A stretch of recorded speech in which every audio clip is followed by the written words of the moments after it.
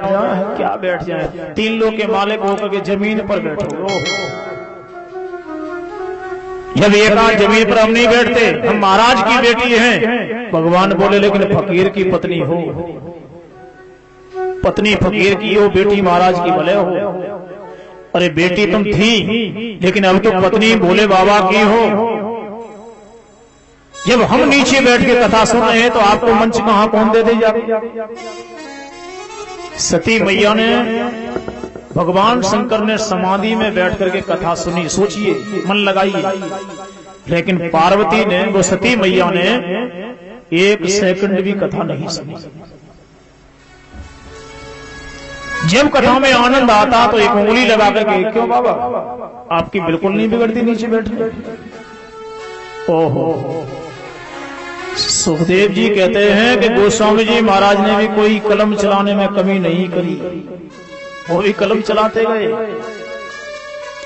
एक बार त्रेता युग माही वो शंभ गए कुंभ से पाई, लेकिन सुना किसने? राम कथा जो भर्ज बखानी सुनी महेश। सती का नाम काट दिया, सती मैया का नाम ही कोलम में से हटा दिया। सुनी महेश परम सुख मानी।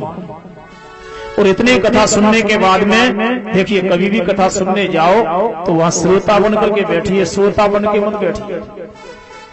एक बार कोई सेठ जी कथा सुनने के लिए आए, कपड़े की दुकान थी बड़ी सुंदर, बीच बाजार में। लोगों ने कहा, बोले बगल में कथा हो रही है, आप कथा सुने आइए। अब उनकी गर्मी का समय था, अपना ये कुर्ता उतार करके घुटने पर रख दिया, वो पीछे बैठे, सबसे पीछे। कथा सुनते रहे, झपकी लगी, सपना आया कि ग्राहक आ गया, दुकान पे ग्राहक आ गया। जब ये कहा कि ग्राहक आ गया है तो इतनी देर में उन्होंने सोचा कि अपना पूरा कपड़े का थान उठा रहे, अपना कुर्ता उठाया और कथा सुन नहीं रहे थे, सो रहे थे। बीच में से कुर्ते के 2 टुकड़े कर दिए, और 2 टुकड़े जब किए, आंखें खुली तो अपना ही कुर्ता अपने हाथों से फाड़ रहे हैं। लोगों ने बोला, पागल हो गया, कौन है? बोले भैया सपना आ गया था, मैंने समझा दुकान में बैठा हूं, किसी को कपड़ा फाड़ के दे रहा हूं। ये है सोने वाले की गति। यहां सती ने 1 भी मिनट कथा नहीं सुनी, तर्क वितर्क चलती रही, संवाद नहीं, विवाद करती रही। बोले बाबा कथा सुना रहा है और तुम 3 लोग के मालिक हो के जमीन पर बैठ के कथा सुन रहे।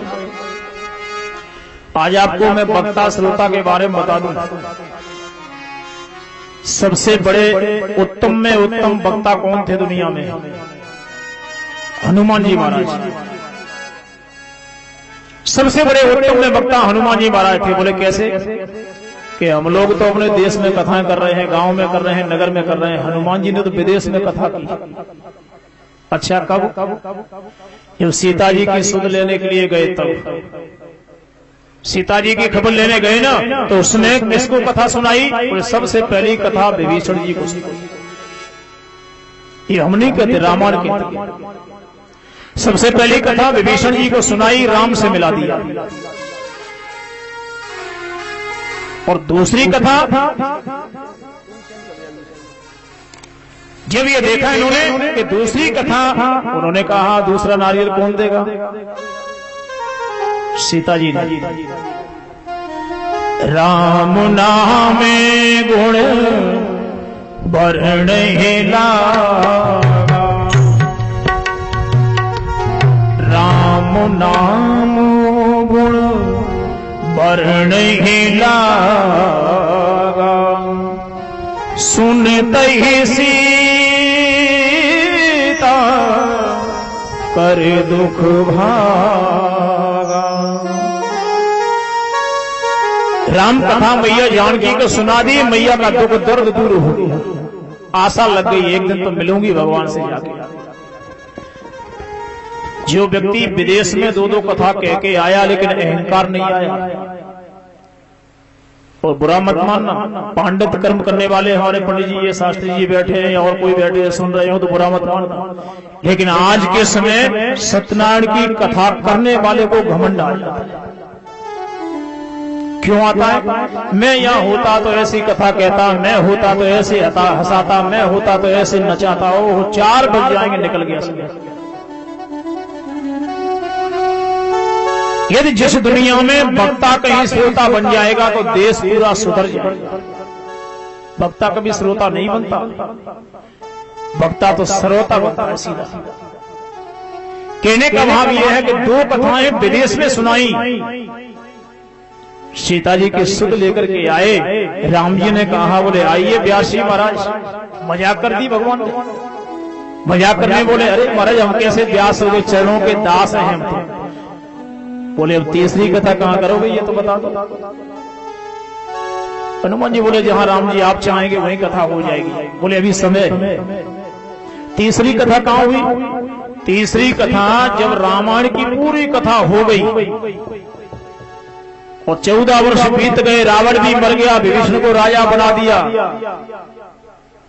भरत जी महाराज भगवान की प्रतीक्षा कर रहे थे, रो रहे थे।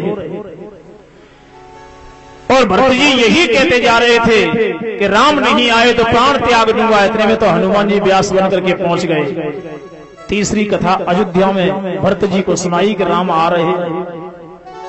कथा हमेशा धैर्य देती है, कथा हमेशा जीवन में जीने की शिक्षा देती है, कथा हमेशा भगवान को मिलाती है। यही तो कथा है। अब जब हनुमान जी के आगे राम जी का राज्य अभिषेक हो गया तो हनुमान जी बोले अब कथा का हमारी कोई नहीं सुनेगा। बोले अब क्या करना है? बोले अब हम श्रोता बन जाते हैं। श्रोता बनने भलाई।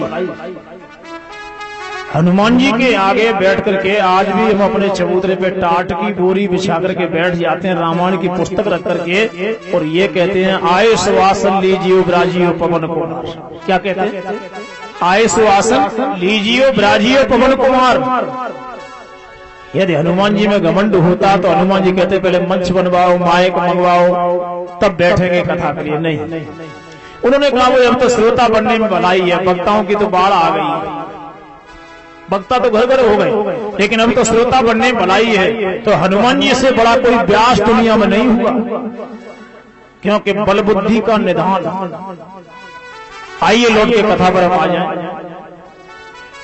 यहां जब ये देखा तो सुखदेव जी महाराज चिंतन करते हैं कि दक्ष की कन्या को कथा रास नहीं आई।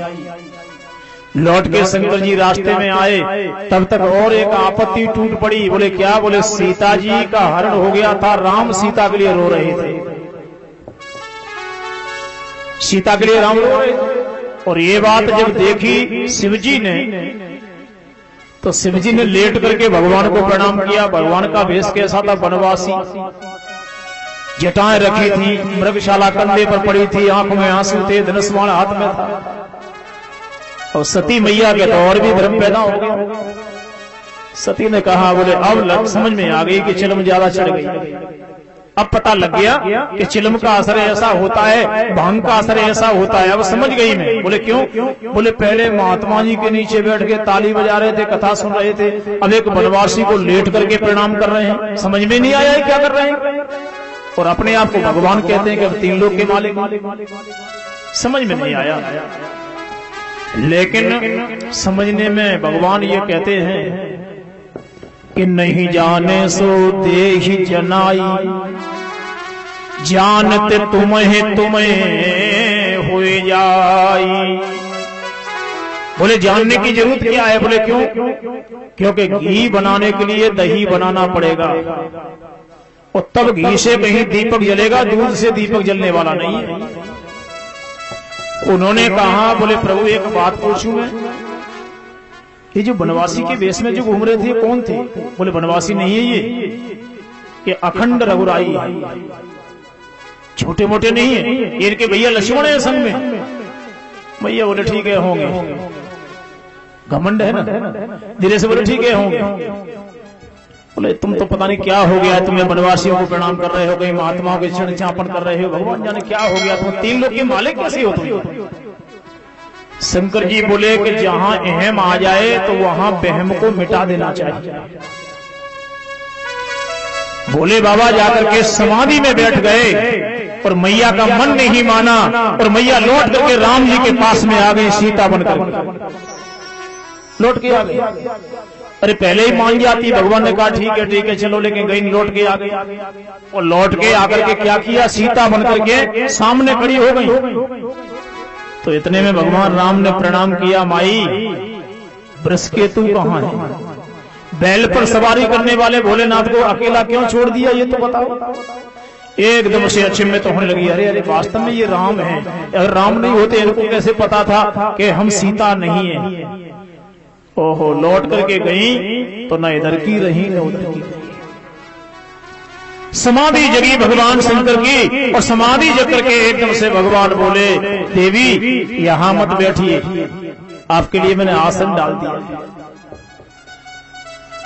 रामायण में आइए, गोस्वामी जी क्या कह रहे हैं, किसने मुखी हो जीवी मोही